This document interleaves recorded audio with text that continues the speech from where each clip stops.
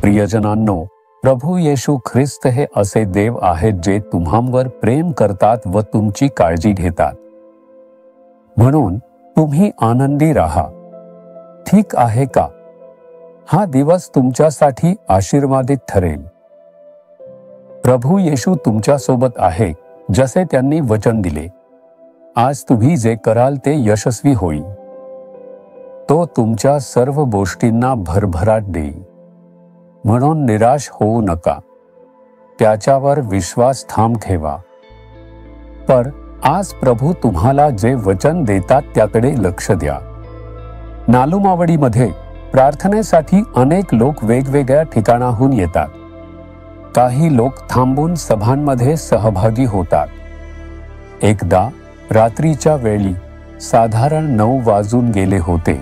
कधी कधी मला देवाच्या तंबूच्या आजूबाजूच्या परिसरात भेट देण्याची सवय आहे. मला तिथे चालत प्रार्थना करण्याची सवय आहे. एकदा त्या परिसरात पाहणी केल्यानंतर साधारण 9 वाजले. मी परत जाण्याच्या तयारीत असताना मन्ना कॅन्टीनमध्ये जेवत असलेला एक व्यक्ती माझ्याकडे धावत आला आणि मला थांबवले. ते दुसऱ्या राज्यातून आले होते. त्यांनी मला थांबवले आणि म्हणाले, मी तुम्हाला पाहिले आहे. त्यांनी सांगितले की मला पाहून त्यांना खूपच आनंद झाला.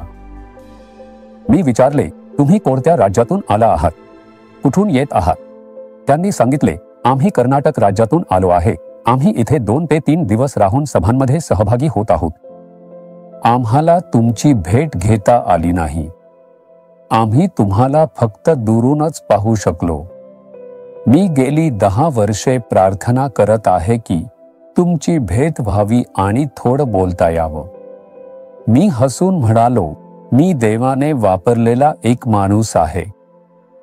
तुम्ही 10 वर्षांपासून माझी भेट व्हावी म्हणून प्रार्थना करत आहात.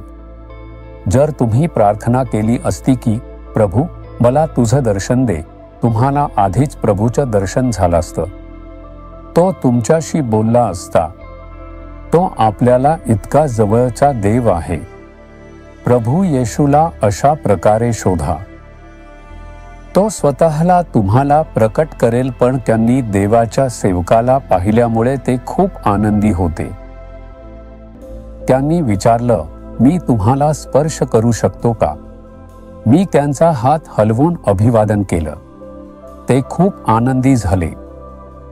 एक माणूस जो प्रभूच्या सेवेत वापरला जातो, जर आपण असं म्हणालो की त्यांची भेट घेणं, त्यांच्याशी बोलणं किती आनंददायक आहे, तर तो देव ज्याने आकाश आणि पृथ्वी निर्माण केली, ज्याने आपल्याला निर्माण केलं, जो देव स्वर्गातील सर्व गोष्टी सांभाळतो, त्या येशू ख्रिस्ताची भेट घेणं, त्याच्याशी बोलणं, त्याचा आवाज ऐकणं, हे किती आनंददायक नसेल का? तुम्ही विचाराल, आपण काय करावं?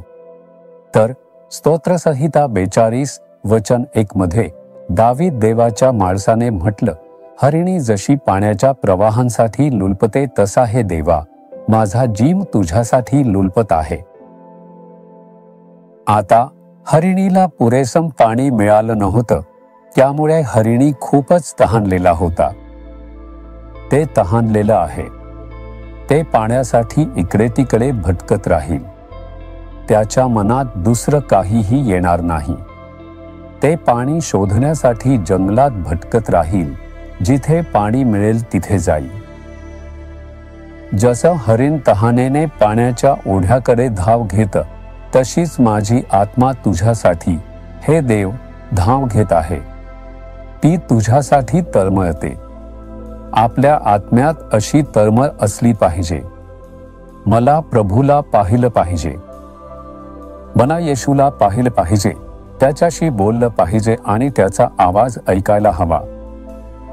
जर ही तहान आणि तळमळ तुझ्या हृदयात निर्माण झाली, तर तो तुला प्रकट करेल. म्हणत नाही का, जर तुम्ही संपूर्ण मनाने शोधलं तर तुम्ही शोधाल तर सापडेल. मी तुम्हाला दिसेन. तुम्ही त्याला संपूर्ण मनाने शोधत आहात का? तुम्ही त्याची तळमळ करताय का? जसं हरिण पाण्याच्या ओढ्यांसाठी तळमळतं, तसं तुमचं मन देवासाठी तहानलेलं आहे का? जेव्हा तळमळ देव पाहतो, देव तुझ्या शोधात येईल, तुझी भेट घेईल आणि तुझ्याशी बोलेल. तो असा अद्भुत प्रभू आहे. तो आपल्या जवळ आहे. म्हणून आज तुम्हीही मागा, प्रभू येशू, मला तुझा आवाज ऐकू यावा, तुला पाहता यावं, तू माझा हात धरून मार्गदर्शन करावं. मला रोज तुझी सोबत असल्याची जाणीव व्हावी. मला तो अनुभव दे, तोच सर्वोच्च अनुभव आहे. तुम्ही आज तहानलेले मनाने तळमळ घेऊन प्रभूचा शोध घेणार आहात का? प्रभू, जसं हरिण पाण्याच्या ओढ्यांसाठी तळमळतं, तसं माझं मन तुझ्यासाठी तळमळतं आहे. हे देवा, माझं मन तुझ्यासाठी तळमळतं आहे. मला स्वतःला प्रकट कर, माझ्याशी बोल. मला रोज तुझी अनुभव येईल असा अनुभव दे. येशूच्या नावाने आमेन, आमेन. जीसस रिडीम्ड मराठी ह्या YouTube चॅनेलला सबस्क्राईब करा. सबस्क्राईब बटनावर क्लिक करा आणि बेल चिन्हावरही क्लिक करा. दररोजच्या नवीन कार्यक्रमांची माहिती मिळवा.